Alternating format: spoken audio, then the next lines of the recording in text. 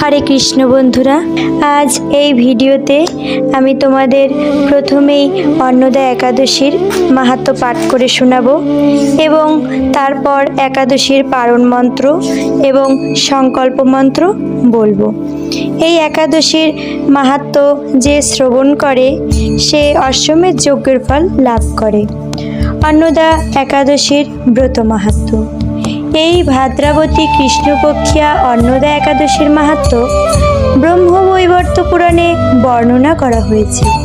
মহারাজ যুধিষ্ঠির বলিলেন, হে কৃষ্ণ, ভাদ্র মাসের কৃষ্ণপক্ষের একাদশীর নাম কি? তা শুনিতে আমি অত্যন্ত আগ্রহী।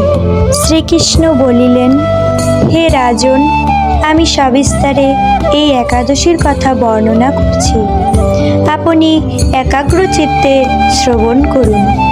ভাদ্র মাসের কৃষ্ণ